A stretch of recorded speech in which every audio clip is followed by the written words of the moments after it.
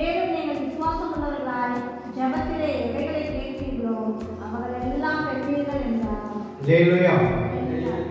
தம்ம முன்னாடி சொல்லுங்க. அல்லேலூயா. அல்லேலூயா. அல்லேலூயா.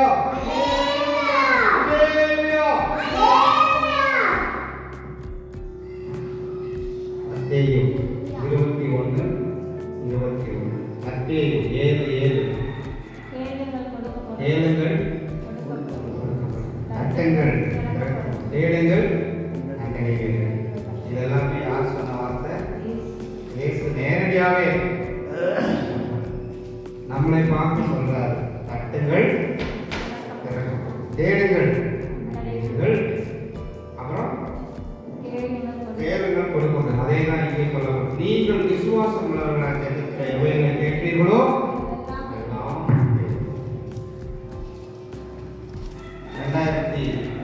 2024ஆம் ஆண்டு பைபிள் காலேஜ் முடிச்சுட்டு இங்கே வந்து நான் வீட்டுக்கு வரும் பொழுது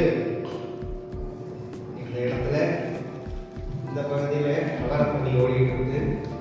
அவரைக்கொடி இந்த பக்கம் குளிர்த்தீக்கிற போட்டுருக்கு. சென்டரில் கல் கொட்டிட்டு பாதி ஒரு நாள் குடியிருக்கிறது. 2004 இந்த பக்கம் குளிர்ச்சிக்கிற இந்த பக்கம் அவரைக்கொடி ஒரு சென்டரில் கொஞ்சோண்டு இடம் இருக்குது. சர்ச்சுக்குள்ள இருக்கிறதா இங்கே இருக்கிறதா அப்படின்னு சொல்லி பேசி என்ன செய்யலாம் என்று சொல்லி யோசிக்கும் பொழுது நம்ம கையில் என்ன இல்லை? ஒரு நாள் எல்லாமே எப்படி மாறும்? கையில் நமக்கு என்ன இல்லை? பூவாவுக்கே வழி இல்லை. விசுவாச ஊழியம். விசுவாச ஊழியத்தில் இது எப்படி சாத்தியமா? முடியவே முடியாது. ஒரு பக்கம், இன்னொரு பக்கம் ஆண்டவர்ல அந்த நாட்களை தெரிவித்து ஒரு வருடம் நான் வீட்டில் சும்மாவே இருந்தேன். சும்மா இருந்து ஆண்டவர்கள் உட்காந்து ஜெபிச்சு புத்தகங்களை படித்து பைபிள் காலேஜ் படித்தது இல்லாமல் இங்கே வந்து என்ன பண்ணேன்? மறுபடியும் அந்த புத்தகம்லாம் படித்து புக்கையும் பைபிளையும் படித்து என்னப்பா பண்ண போகிறேன்? இப்படியே உட்காந்துக்கிட்டு தாத்தா சொல்கிறாரு, இந்த பைபிளையும் இந்த புக்கையும் படிச்சுக்கிட்டே உட்காந்தா என்னப்பா பண்ணணும்? ஏதாவது என்ன செய், வேலைக்கு வேணா போ,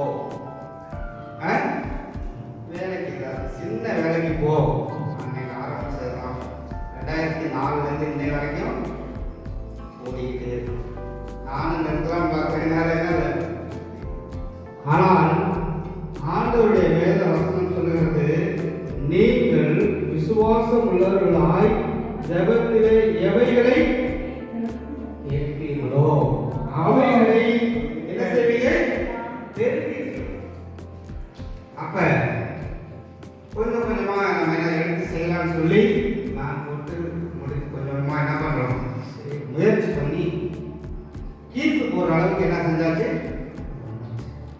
கீழ்த்த போட்டு ஓரளவுக்கு வண்டி என்ன செய்யுது? ஓடுற அளவுக்கு கொண்டு வந்தாச்சு.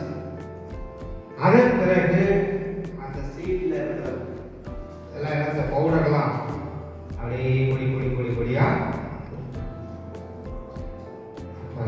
ஆடுறத இன்னும் அதிகமா.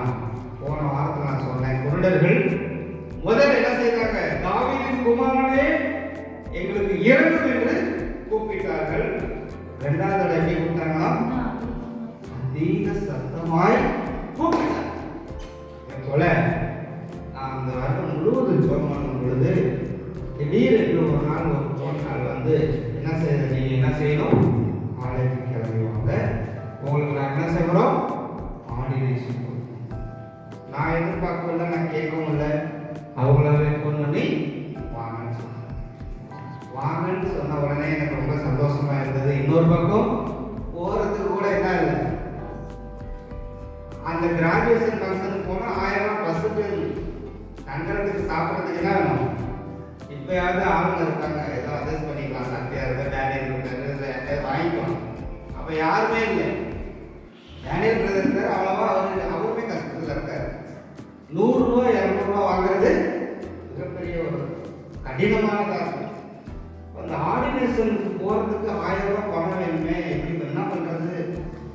முடிச்சுக்கிட்டு எப்படி வண்டியை ரெடி பண்ணி போகும்போது ஜாம் பண்ணிட்டு போறாங்க.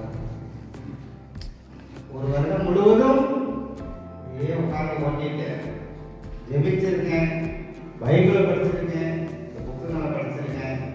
இதே படிச்சு உட்காந்து ஒரு வருஷம் ஃபுல்லாக எப்படி இருக்கும், சோர்ந்து போயிட்டோம். ஆனாலும் நான் போறேன்.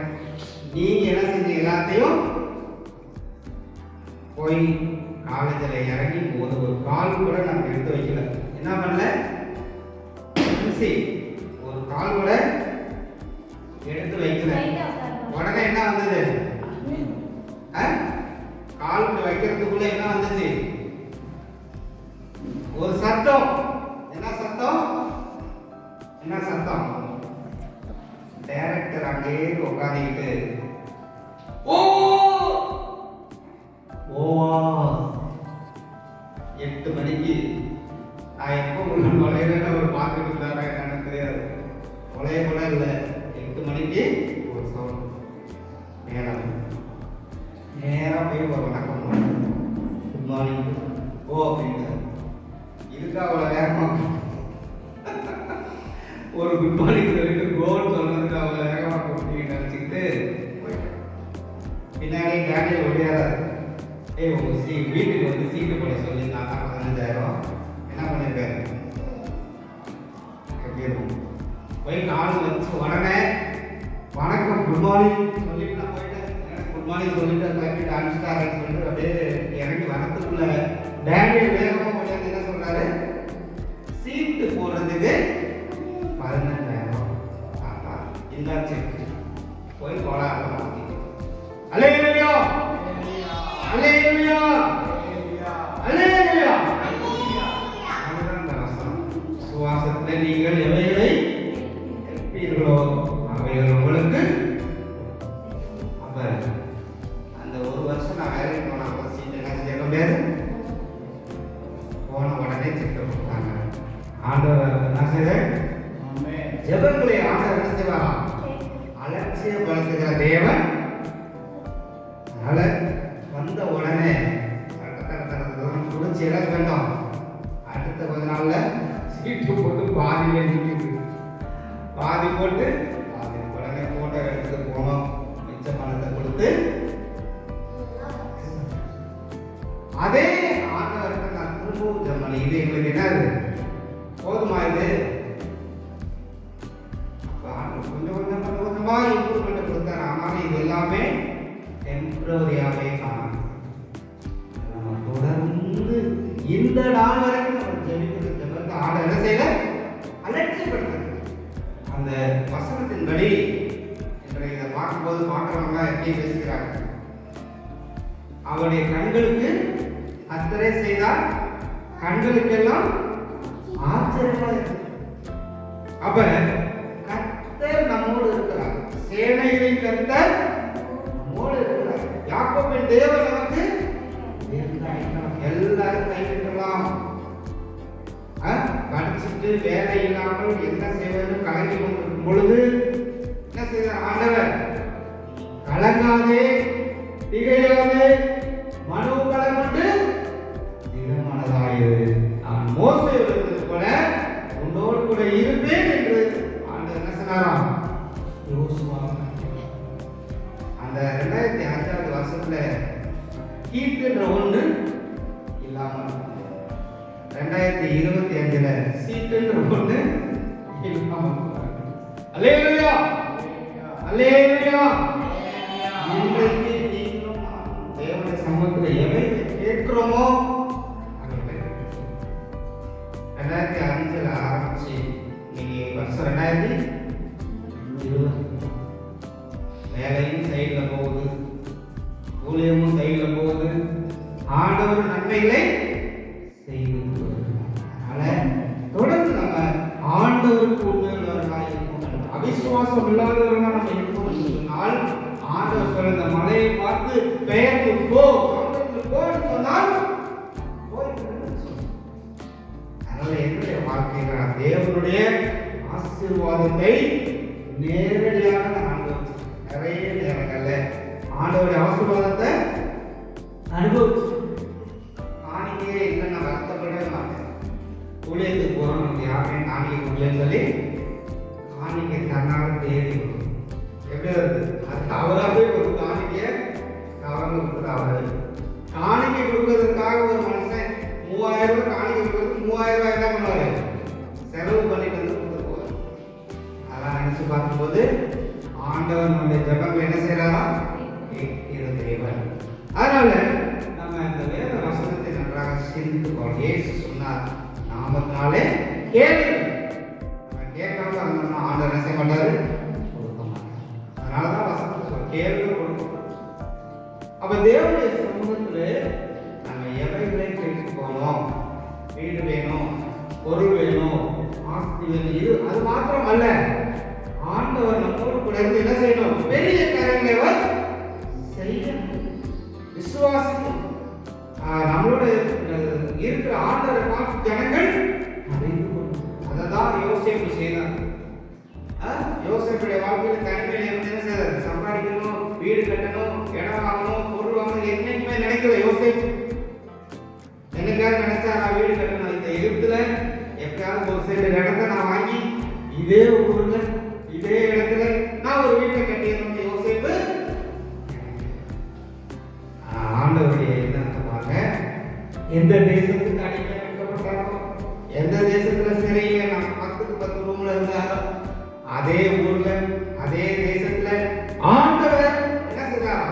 அதிபதியாக உயர்த்தி தேசத்தையே சொந்தமாக, அல்லேலூயா, தேசத்தையே ஆளுகை செய்கிறார்.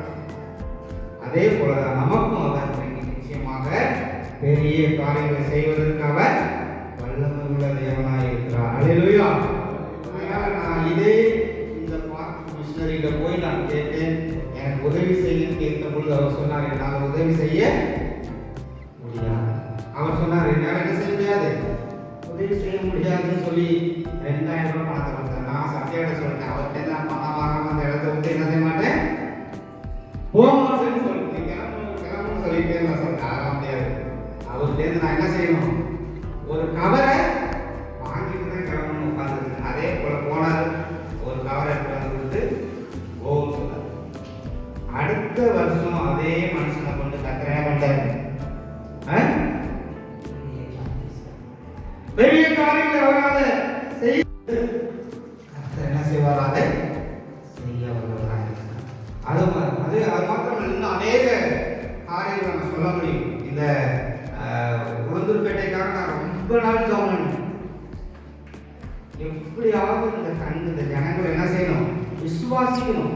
ஜனங்கள் விசுவாசிக்கணும். கடன் வாங்கி அடிக்கிறத விட அற்புதம் நடக்கணும் ஆண்டவரேன்னு சொல்லி சொன்ன பொழுது ஆண்டவர் என்ன செய்றாரு? அற்புதத்தை செய்கிறார். அந்த ஜனங்கள் விசுவாசிக்கணும். அதுதான் முக்கியம். ஒரு கோயில் இந்த இடத்துல வரணும், அதை வந்து செய்யணும், அவர்கள் காணணும், அவர்கள் என்ன செய்ய கண்டு விசுவாசிக்கணும்னு சொல்லி நம்ம ஜெபித்து கொண்டிருந்த அதே பிரகாரம் ஆண்டவர் என்ன செய்றார்? ஒரு தேவதாசனை அழைத்து வந்து அவர்கள் கண்கள் காணும்படிக்கு தேவன் என்ன செய்தாரா?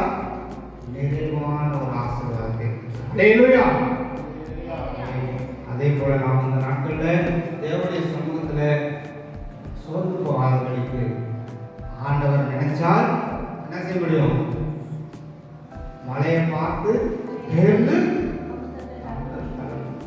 எனக்கு முன்பாக நிற்கிறதான பெரிய மலையா இருக்கணும், பெரிய தடையனாக இருக்கணும், செங்கடலை 2ஆக பிளந்து அதன் வழியை என்ன செய்தார்? ஜனங்களை நடத்தி கொண்டு போனார். எரிகோ கோட்டை அவருக்கு முன்பாக தடையாக நின்றது. தடைகளை உடைத்து ஆண்டவர் என்ன செய்தாரோ அவர்களை கடந்து போவார்கள். யோர்தான் நதி அவர்களுக்கு நடுவாக கூட்டு நின்றது. அந்த யோர்தான் நதியிலே யோசுவா காலை வைத்த பொழுது அந்த நதி என்ன செய்யலாம்? அதனால நமக்கு முன்பாக தடையாக இருக்கிற தடைகளை தேவன் உடைத்து வல்லவர். அல்லேலூயா.